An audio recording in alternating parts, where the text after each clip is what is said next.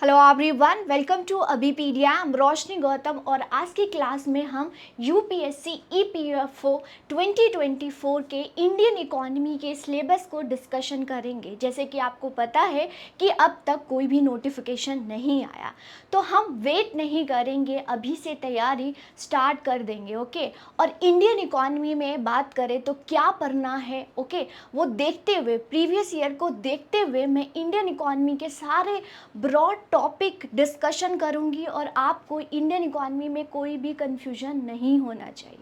अगर सिलेबस की बात करें तो सिलेबस में सिर्फ मेंशन है present trends in Indian economy. Trend क्या होता है? चेंजेस, मतलब कि करंट अफेयर नहीं पढ़ना, इसके पीछे आपको स्टैटिक भी पढ़ना है, तभी आप करंट अफेयर को रिलेट कर पाएंगे। ओके स्टूडेंट, तो पहले हमने देखना है कि हमने इंडियन इकोनॉमी में क्या पढ़ना है, स्टैटिक पढ़ना है। और इसके आप लोगों को मैं आपको बता दूं कि अगर यूपीएससी ईपीएफओ 2024 को टारगेट कर रहे हैं तो यहाँ पर जो इम्पॉर्टेंट आपके सिलेबस में जो इम्पॉर्टेंट टॉपिक है उस पर मैं डिस्कशन करूँगी यूट्यूब पे। अगर आपको फुल तैयारी करनी है जिसमें आपको इन्फॉर्मेशन दिया जाएगा, देखिए यहाँ पर ये हमारे प्रीवियस ईयर रिज़ल्ट हैं जो कि हम लेके आए हैं। आपको क्या करना है, ओके, आपको क्या करना है अगर आप पूरी तैयारी करना चाह रहे हैं, ओके, पूरी तैयारी करना चाह रहे हैं तो आपके लिए हम लेके आए हैं फुल कोर्स, जहाँ पर रिकॉर्डेड क्लास आपको मिलेगा, नोट्स पीडीएफ, लेक्चर वाइज आपको notes PDF plus test series भी मिलेंगे। ओके, मॉक टेस्ट भी रहेगा, डाउट सेशन भी रहेंगे और मेंटोरशिप भी आपको मिलेगी स्टूडेंट। तो अगर आप तैयारी कर रहे हैं, टारगेट कर रहे हैं, तो नोटिफिकेशन का वेट मत करें, क्योंकि बहुत टाइम आप वेस्ट कर चुके होंगे। और सिलेबस की बात करें, वैसे तो एग्जामिनर बहुत शॉर्ट में लिखता है, लेकिन जब क्वेश्चन देने की बारी आती है तो बहुत कुछ दे देता है। तो हम वेट नहीं करेंगे, हम पूरी तैयारी करेंगे अभी से। ओके, और इंडियन इकोनॉमी को एज सिंपल एज मैं आपको पढ़ाऊंगी। तो चैनल पर नए होंगे तो चैनल को सब्सक्राइब कर दीजिएगा। और अगर आपको कोर्स बाय करना है तो नीचे डिस्क्रिप्शन बॉक्स में लिंक भी मिल जाएगा स्टूडेंट, प्लस आप इस नंबर पर अप्रोच कर सकते हैं। तो 783777, ओके, 7773651 पर कॉल भी कर सकते हैं। पूरी जानकारी लेने के बाद आप कोर्स को बाय कर सकते हैं। तो चलिए अब देखेंगे कि ईपीएफओ में अगर तैयारी कर रहे हैं, और ये स्टूडेंट सभी के लिए, ओके, अगर आप ईओ, एओ और एपीएफसी तीनों की तैयारी कर रहे हैं, ओके, सब में इंडियन इकोनॉमी आएगा और इन तीनों को आप टारगेट कर सकते हैं। चलिए, तो वेरी फर्स्ट आपको आ सकता है introduction of demand and supply, जो कि माइक्रो इकोनॉमी का पार्ट है। Demand and supply, okay, demand and supply है, एग्रीगेट नहीं है, मीन्स डिमांड एंड सप्लाई पढ़ना है, और ये माइक्रो इकोनॉमी से आपसे पूछा जाएगा। ओके, अगर मैक्रो इकोनॉमी में यही चीज़ आती है तो aggregate demand and aggregate supply आ जाएगा। ओके, इसको धीरे धीरे डिस्कस करेंगे कि एग्रीगेट क्यों बोलते हैं, इंडिविजुअल क्यों बोलते हैं। ओके, ये भी बहुत ज़्यादा है। और आपको पता होना चाहिए कि किस सब्जेक्ट, मतलब जो अगर टॉपिक है वो माइक्रो का पार्ट है या मैक्रो का पार्ट है, राइट। फिर बेसिक डिमांड, इसमें टाइप ऑफ डिमांड हो गया, डिमांड, इन्वर्स डिमांड क्या होता है, ओके, इनके स्लोप्स आपको पढ़ने हैं, किस चीज़ से इन्फ्लुएंस होता है डिमांड, ये सारी चीज़ आपने पढ़ना है। फिर सप्लाई और इक्विलिब्रियम, इक्विलिब्रियम वो सिचुएशन होता है स्टूडेंट जहाँ पर डिमांड एंड सप्लाई मीट होता है और क्वांटिटी और प्राइस डिसाइड होता है, तो उसको इक्विलिब्रियम बोलते हैं, जहाँ पर demand is equal to supply होता है। बिल्कुल आपको डेप्थ में पढ़ाएंगे कि अगर एग्जामिनर एक भी टॉपिक इससे पूछे तो आप अच्छे से अटेम्प्ट कर पाएंगे। ओके, तो ये टॉपिक आपने पढ़ना है, अभी लिख लीजिए। ओके, सेकेंड आपने पढ़ना है इलास्टिसिटी ऑफ डिमांड, ये भी माइक्रो इकोनॉमी का पार्ट है। इलास्टिसिटी की बात करें तो प्राइस होता है, ओके, इनकम होता है और क्रॉस इलास्टिसिटी, तीन टाइप ऑफ इलास्टिसिटी हमें देखने को मिलता है। टाइप ऑफ इलास्टिसिटी यहाँ पर देखिए क्या सिलेबस में है, concept and factor affecting the demand, okay, ये डिमांड में भी आ जाएगा। उसके बाद शिफ्ट इन डिमांड कर्व क्या होता है, प्राइस इलास्टिसिटी भी आपको पढ़ना है, क्रॉस इलास्टिसिटी भी पढ़ना है। ओके, प्राइस इलास्टिसिटी में डायरेक्ट प्राइस, मतलब कि अगर एक गुड्स की डिमांड कर रहे हैं तो उसकी प्राइस में क्या होगा, मतलब यहाँ पर एक्स और एक्स गुड और एक्स प्राइस की बात करेंगे। लेकिन क्रॉस इलास्टिसिटी में अदर गुड्स लेते हैं, अगर एक्स की डिमांड तो वाई की प्राइस, वाई गुड्स की प्राइस हम देखते हैं। तो यहाँ पर सब्स्टिट्यूशन और कॉम्प्लीमेंट्री के नाम से जानते हैं। वही इनकम इलास्टिसिटी, अगर एक इंसान की इनकम इंक्रीज हो जाती है तो उस पर इलास्टिसिटी का कैसा प्रभाव पड़ता है, प्लस कि कौन सी नॉर्मल गुड्स, गिवन गुड्स, इंफीरियर गुड्स, ये सारे प्राइस और इनकम इफेक्ट हो गया, इनकम इलास्टिसिटी हो गया, इन सब के बारे में हमें पढ़ना है। तो इलास्टिसिटी और इन इलास्टिक, इलास्टिक भी होता है, इन इलास्टिक होता है। इसमें इलास्टिक और स्लोप क्या होता है, सारा कुछ आपको यहाँ पर पढ़ाया जाएगा और आपको पढ़ना है। फिर है मेजरमेंट ऑफ ग्रोथ, बहुत इम्पॉर्टेंट है और इस पर लेक्चर भी लेके आ रही हूँ मैं। तो ग्रोथ, कोई भी देश कितना अमीर है, हम यूएसए को इतना रिच क्यों मानते हैं, क्या मेजरमेंट है जिससे हम किसी भी देश को अमीर या किसी भी कंट्री को डेवलप्ड, अंडर डेवलप्ड बोलते हैं, वो ग्रोथ। और ग्रोथ को मेज़र करने के लिए जीडीपी होता है, ओके, एनडीपी होता है, एनएनपी होता है, जीएनपी होता है, पर कैपिटा इनकम होता है। इन सभी को टिप्स पर पता होना चाहिए, एक एक वर्ड, और बिल्कुल सिंपल लैंग्वेज में नेक्स्ट लेक्चर में मैं लेके आऊँगी, आप उसको देख सकते हैं, आप प्लेलिस्ट में जाके देख लीजिएगा। ओके, तो क्या पढ़ना है हमें, basic of economy, introduction of economy. Economy क्या है बेसिकली, कितने ब्रांचेस हैं, कितने सेक्टर्स हैं, आपको पता होना चाहिए। सर्कुलेशन फ्लो, मतलब एक इनकम होता है और रियल होता है, रियल फ्लो और इनकम फ्लो बोलते हैं। चार जो है सेक्टर में फ्लो होते हैं, हाउस होल्ड हो गया, ओके, फर्म्स हो गए, गवर्नमेंट हो गया, एक्सपोर्ट इंपोर्ट हो गए, ये सारे सर्कुलर फ्लो में आ जाता है। इसमें मनी फ्लो का भी होता है और रियल फ्लो भी होता है। Gross domestic product, important macro economy identity, इसमें आपको पढ़ना है।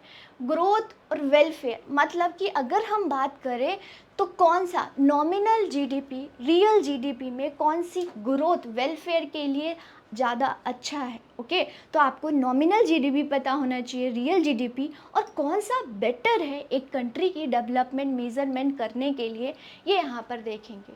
मार्केट स्ट्रक्चर, वैसे तो ये माइक्रो इकोनॉमी का पार्ट है, this is a part of micro economy. Okay, micro economy का पार्ट है और इसमें आपने पढ़ना है मार्केट स्ट्रक्चर कैसा होता है।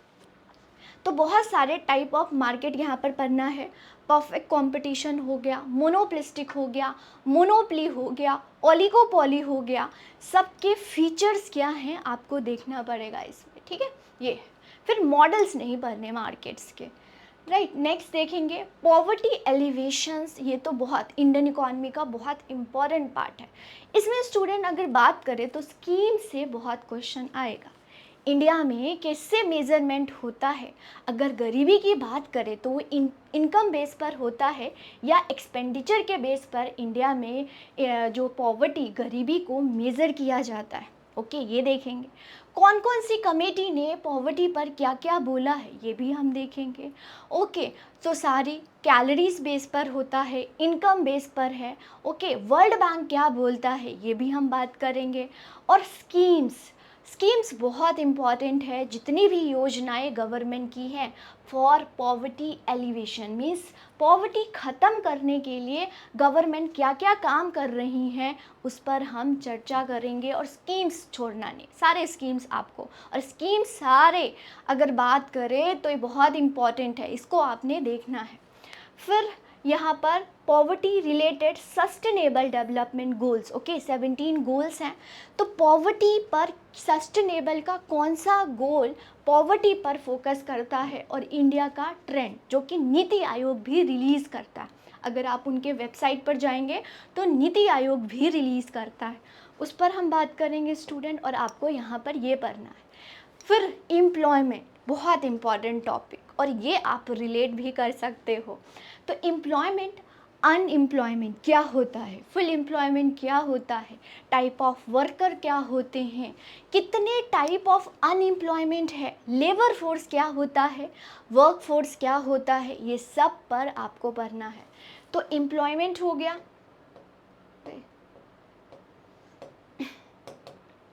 एम्प्लॉयमेंट हो गया, जनरेशन क्या होता है इंडिया में, और इसमें आपके जितने भी रिपोर्ट्स हैं उसको आपने रिलेट करके पढ़ना है। टाइप ऑफ अनएम्प्लॉयमेंट क्या है, मेजरमेंट ऑफ अनएम्प्लॉयमेंट कैसे किया जाता है, तो यहाँ पर नेशनल सैम्पल सर्वे ऑर्गेनाइजेशन NSSO करती हैं, डाटा रिलीज़ करती हैं।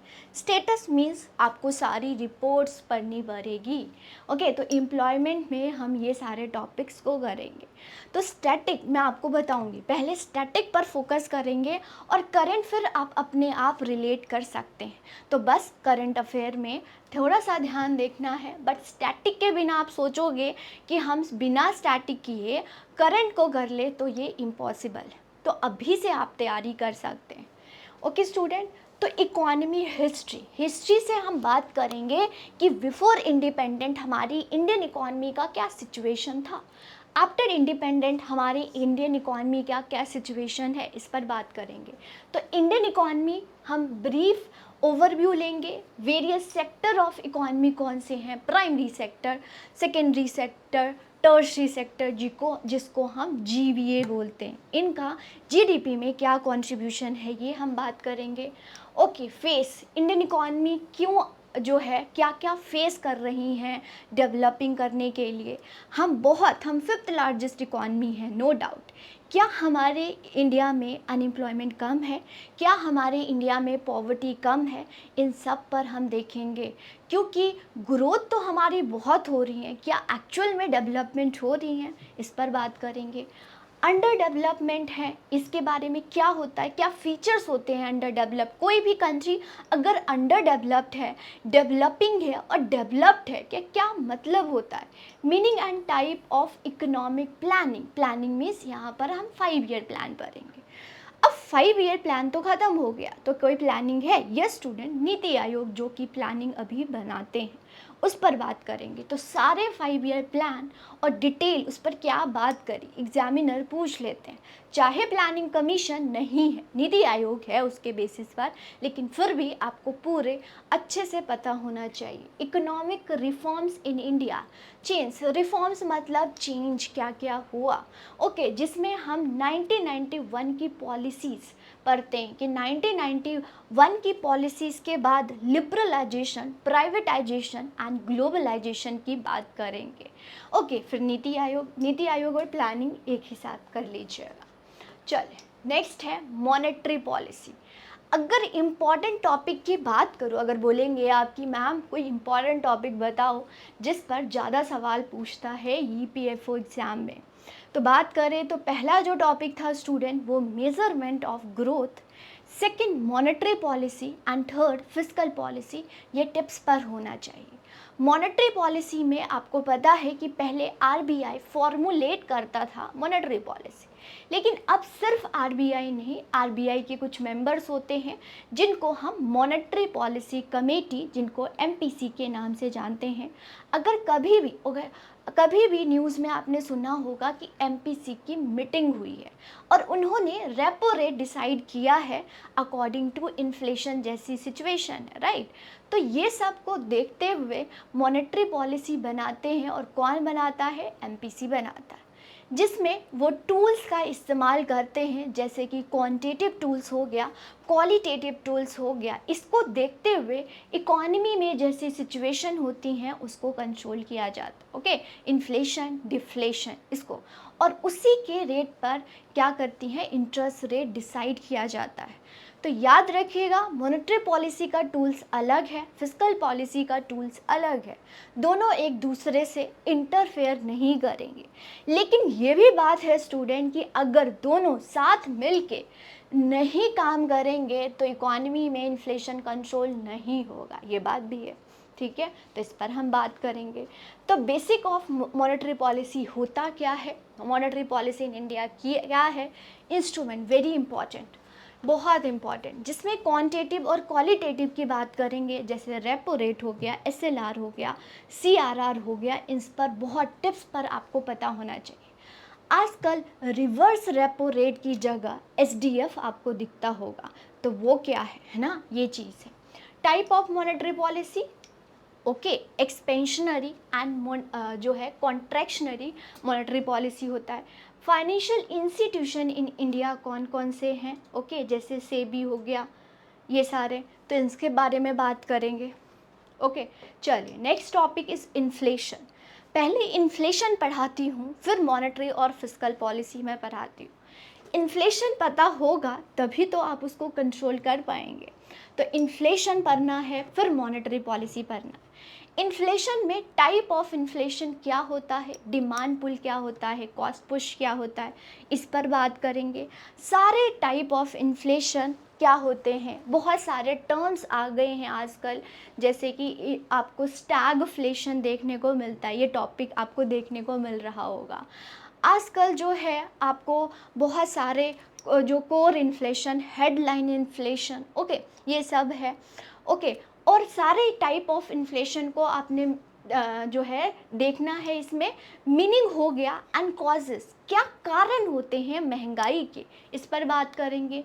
इफ़ेक्ट ऑफ इन्फ्लेशन, ओके, क्या होता है, लूज़र कौन होता है और कौन गेनर होता है। बहुत सारे लोग हैं जिससे इन्फ्लेशन से फ़ायदा होता है, ओके, बहुत सारे ऐसे लोग हैं इंडियन इकोनॉमी में जिनको नुकसान होता है, लॉस होता है। तो लूज़र पॉइंट ऑफ व्यू और गेनर पॉइंट ऑफ व्यू से भी देखेंगे। इम्पॉर्टेंट टर्म्स मैंने आपको बताया, जैसे कि कोर इन्फ्लेशन, हेडलाइन इन्फ्लेशन हो गया। इन्फ्लेशन का उल्टा डिफ्लेशन होता है, डिसइन्फ्लेशन होता है, ओके, स्क्यूफ्लेशन होता है, रीफ्लेशन होता है, इन पर सब पर बात करेंगे। मेज़र कैसे करते हैं, तो इंडिया में मेज़र किया जाता है सीपीआई। तो सीपीआई, डब्ल्यूपीआई और पीपीआई ऐसे हैं, और जीडीपी डिफ्लेटर भी इन्फ्लेशन को मेज़रमेंट करने पर करते हैं। कैसे हम डब्ल्यूपीआई से सीपीआई पर आए और कैसे हम सीपीआई से प्लान कर रहे हैं कि पीपीआई पर शिफ्ट करना है, इन पर बात करेंगे। इन्फ्लेशन टारगेट कैसे किया जाता है, मॉनेटरी पॉलिसी कमेटी। ट्रेंड क्या है, आप देखेंगे दिसंबर 2022 से इन्फ्लेशन बहुत हो रहा है, तो इन सब पर इस पर आपको पढ़ना है, और अगर आप हमारे साथ हैं तो हम आपको डिटेल में पढ़ाएंगे आपको, ठीक है। फिर आता है फिस्कल पॉलिसी। फिस्कल पॉलिसी की बात करें तो मॉनेटरी पॉलिसी था, फिस्कल मतलब इकोनॉमी में टू टाइप ऑफ पॉलिसीज़ होते हैं। Policy means reforms, rules, regulations, जो कि मॉनेटरी बनाती है, मतलब एमपीसी की बात करेंगे। फिस्कल मतलब गवर्नमेंट की बात करेंगे। गवर्नमेंट के पास क्या टूल्स होते हैं, क्या इन्फ्लेशन और डिफ्लेशन को कंट्रोल करने के लिए, तो ये इसमें हम बजट पढ़ेंगे स्टूडेंट, बहुत स्टैटिक भी, और जो अभी बजट आया है जो होगा, और इसमें सर्वे भी हम पढ़ लेंगे। फिर फिस्कल पॉलिसी आपको पढ़ना है, कंपोनेंट ऑफ बजट्स क्या होते हैं, जिसको क्लासिफिकेशन भी बोलते हैं, जैसे कि रेवेन्यू हो गया, कैपिटल हो गया, रेवेन्यू रिसिट्स भी होता है, कैपिटल रिसिट्स भी होते हैं, कैपिटल एक्सपेंडिचर भी होता है, रेवेन्यू एक्सपेंडिचर भी होता है। Measurement of government deficit, deficit is nothing, जब एक्सपेंडिचर ज़्यादा हो जाता है और रेवेन्यू कम होता है तो डेफिसिट हो जाता है। तो टाइप ऑफ डेफिसिट, जैसे fiscal deficit, okay, primary deficit, revenue deficit पर बात करेंगे। पब्लिक डेट क्या होता है स्टूडेंट, ओके, डेट मीन्स कर्जा, लाइबिलिटी, इस पर बात करेंगे, और टाइप ऑफ डेट भी बात करेंगे। Goods and service tax, okay, सारे इनडायरेक्ट टैक्स को एक इंक्लूड करता है, जो कि जीएसटी है, डायरेक्ट टैक्स को नहीं करता है, पता होगा आप लोगों को। ये सारे टॉपिक आपको फिस्कल पॉलिसी में पढ़ना है, और हम पढ़ाएंगे आपको। फिर आता है रीजनल इकोनॉमिक कोऑपरेशन, जितने भी न्यूज़ में है ना सारे कोऑपरेशन, कोऑपरेशन क्या है और इकोनॉमी में क्या इम्पोर्टेंस है। जब हम रीजनल इकोनॉमिक कोऑपरेशन करते हैं, मीन्स यूनियन बनाते हैं, और यूनियन के बनाने में उसका क्या होता है, जब इंपोर्ट और एक्सपोर्ट करते हैं तो उस दौरान जो टैरिफ होता है वो कम होता है, ओके, लिबरल होता है, उस पर बात करेंगे। तो जितने भी आपके कॉरपोरेशन चल रहे हैं, जैसे एग्जांपल के तौर पर मैंने यहाँ पर डाला है, ब्रिक्स हो गया, सार्क हो गया, ओके, यूरोपियन यूनियन हो गए, जितने भी कॉरपोरेशन हैं, इकोनॉमी पॉइंट ऑफ व्यू से आपको पढ़ना पड़ेगा। अगर कोई मेंबर ऐड हुआ है, ओके, उस पर बात करेंगे, क्या उनकी पॉलिसीज़ हैं। यूनियन भी यहाँ पर आपको पढ़ना पड़ेगा कि यूनियन क्या होते हैं। ओके, टैरिफ कम लगता है जब हम कॉरपोरेशन करते हैं। फिर इंटरनेशनल इकोनॉमिक इंस्टीट्यूशन जो 3 है, जैसे कि world bank, okay, IMF, international monetary funds और डब्ल्यूटीओ, ओके, इन पर बात करें, इनके बारे में, इनकी पॉलिसीज, प्रोग्राम्स बताएंगे, बात करेंगे। ओके, बहुत इंपॉर्टेंट है। तो आपको पता है वर्ल्ड बैंक जो है और आईएमएफ है, इनको ट्विन सिस्टर भी बोला जाता है। रीज़न क्या है? ओके, वर्ल्ड बैंक किसके लिए लोन देता है, आईएमएफ किसके लिए लोन देता है, इस पर बात करनी है। ओके, ये है। तो वर्ल्ड बैंक हो गया, international monetary fund, world bank reconstruction and development के लिए लोन देता है, इसका काम है। इसमें 5 सब्सिडरीज भी हैं। Okay, IMF BOP, balance of payment, जब हमारी डेफिसिट हो जाती हैं उस दौरान देता है। जब 1980s के दौरान हम economy crisis, Indian economy crisis में जा रही थी, तो हमने आईएमएफ से ही क्या लिया था, लोन लिया था। ओके, उसमें रिफॉर्म्स में भी बढ़ेंगे। वर्ल्ड ट्रेड ऑर्गेनाइजेशन, पहले इसका नाम गेट था, फिर डब्ल्यूटीओ हमने रख दिया, मेंबर हैं। क्या पॉलिसीज़ एंड प्रोग्राम्स होती हैं, डंपिंग क्या होता है, एंटी डंपिंग क्या होता है, इन सब पर आपको A to Z पता होना चाहिए। फिर यहाँ पर इंडियन इकॉनमी और बैलेंस, ये इंटरनेशनल इकॉनमीज़ में अगर टॉपिक बताऊँ तो इंटरनेशनल इकॉनमी में आता है BOP, बैलेंस ऑफ पेमेंट। जब हम एक्सपोर्ट इंपोर्ट करते हैं और अगर एक्सपोर्ट ज़्यादा है या इंपोर्ट ज़्यादा है तो उसको क्या बोलते हैं, BOP क्या होता है, उसी का भाई, छोटा भाई BOT होता है, that is balance of trade. Okay, सारे आपको पता होना चाहिए। कैपिटल अकाउंट क्या होता है, ओके, करंट अकाउंट क्या होता है, इन सभी को आपको बहुत डिटेल में पढ़ना है। करंट अकाउंट में क्या आता है, कैपिटल अकाउंट में क्या आता है, राइट, ये है। टाइप ऑफ करेंसीज क्या हैं जब हम एक्सचेंज करते हैं। ओके, फिर एक्सचेंज रेट, जो कि फिक्स एक्सचेंज रेट पहले था, अब floating exchange rate, flexible exchange rate सारे इकॉनमी में है। आरबीआई, जब हमारा $1, ओके, $1 बराबर 83 रुपीज़ ऐसे ही फ्लक्चुएशन होता रहता है, तो आरबीआई इसको कंट्रोल क्यों नहीं करता? क्योंकि आरबीआई को हम कस्टोडियन ऑफ फॉरेन रिजर्व्स बोलते हैं, तो क्यों नहीं करता है? और अगर कर सकता है क्या? यस, कर सकता है। फ्लोटिंग एक्सचेंज रेट है। फ्लोटिंग एक्सचेंज रेट क्या होता है? जब डिमांड एंड सप्लाई के अकॉर्डिंग आप अपनी करेंसी को स्ट्रॉन्ग कर सकते हैं, लेकिन फिर भी क्यों नहीं करता आरबीआई, इसके बारे में बात करते हैं। ओके स्टूडेंट, नेक्स्ट अगर हम बात करें इंडस्ट्रियल और लेबर पॉलिसी, इसमें इंडस्ट्रीज़ की इवेल्युएशन कैसी हुई। फर्स्ट पॉलिसी, 5 ऐसी पॉलिसीज़ आई हैं, 48, 1948, 56 की पॉलिसी, 80s की पॉलिसी, 1991 की पॉलिसी। ओके, ये है। इवेल्युएशन कैसा हुआ है, डिसइन्वेस्टमेंट, प्राइवेटाइजेशन क्या होता है, MSME, micro small medium enterprise क्या होती हैं। Okay, national investment and manufacturing, national investment है। फिर मैन्युफैक्चरिंग जोन क्या होता है, नेशनल मैन्युफैक्चरिंग पॉलिसी बहुत इंपॉर्टेंट है, इस पे से सवाल पूछा जाता है। इंडस्ट्रियल कॉरिडोर्स कौन कौन से हैं, मतलब कि अगर इंडस्ट्रीज़ को डेवलप करना है तो कॉरिडोर्स बनाने पड़ेंगे, मतलब इंफ्रास्ट्रक्चर डेवलपमेंट करनी पड़ेगी। ओके, ये है, बहुत सारे ये है स्टूडेंट। फिर यहाँ पर ये सब आपको इंडस्ट्रीज़ और लेबर पॉलिसीज़ में पढ़ना पड़ेगा। ओके, ये है। और लेबर पॉलिसीज़, रूल्स, रेगुलेशन तो अलग टॉपिक है। फिर है फाइनेंस कमीशन। फाइनेंस कमीशन आपको पता है 16 फाइनेंस कमीशन की टर्म ऑफ रेफरेंस आ चुका है। ओके, जिसमें अपॉइंटमेंट देखेंगे, कॉम्पोजिशन देखेंगे, कौन कौन वर्क करते हैं, और बेसिकली अगर इंडियन इकॉनमी में बात करें जो पढ़ाने की चीज़ होती हैं उनकी रिपोर्ट, बिल्कुल एक एक चीज़ आपको रिपोर्ट पता होना चाहिए, कितना, किसको, स्टेट को कितना फंड मिलता है, इस बार एक एग्जाम्पल से बात करते हैं। अगर 100 रुपये टैक्स से आया तो किस स्टेट में कितना देना है, कौन कौन सी बेस होती हैं।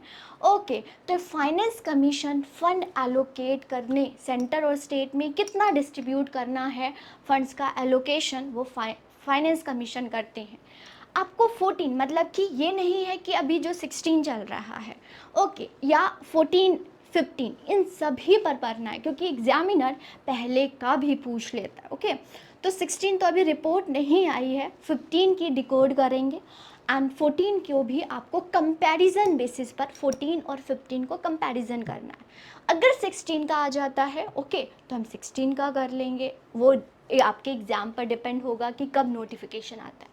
तो ये सब थी स्टूडेंट फाइनेंस कमीशन का रोल, रिस्पॉन्सिबिलिटी, और मैं बात करूँ तो रिपोर्ट पर बहुत ज़्यादा ध्यान देना है आपने। तो ये था स्टूडेंट आपके इंडियन इकोनॉमी का सिलेबस। फिर से मैं आपको बताना चाहूँगी और आप सभी के लिए इन्फॉर्मेशन है।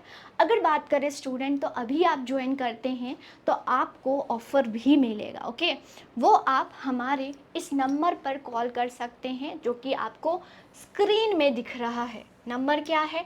7837773651। ओके, ये है। फिर से मैं बताऊंगी फीचर्स क्या है कोर्स के। लेक्चर्स मिलेंगे, आपको नोट्स मिलेगा, टेस्ट सीरीज मिलेगा, टॉपिक वाइज भी मिलेगा, मॉक टेस्ट भी मिलेगा, आपको डाउट सेशन भी होंगे, फ्री मेंटोरशिप भी होगी। ओके, अगर आपको डेमो लेक्चर देखना है तो आप हमारे जो भी यूट्यूब पर जाके देख सकते हैं या कॉल करके पूछ सकते हैं। ओके, नेक्स्ट क्लास में मिलते हैं और आपको समझ आ गया होगा कि बेसिकली ईपीएफओ की तैयारी करना है तो इंडियन इकोनॉमी में क्या पढ़ना है। ओके, और इसके इम्पॉर्टेंट टॉपिक मैं डिस्कस करूँगी यूट्यूब पर, तो बने रहेंगे अभी पीडिया के साथ। प्लस अगर आप तैयारी कर रहे हैं तो अभी सोच रहे हैं तो अभी आप कोर्स को ले सकते स्टूडेंट, आपके लिए बहुत इंपॉर्टेंट होगा। और यहाँ पर एक एक टॉपिक, एक एक पॉइंट्स आपको क्लियर किए जाएंगे, राइट। तो स्टूडेंट आज की क्लास में इतना ही। नेक्स्ट क्लास में मिलेंगे नए टॉपिक के साथ। प्लेलिस्ट पे जाकर मेजरमेंट्स ऑफ ग्रोथ को जरूर देखिएगा। Thank you, all the best.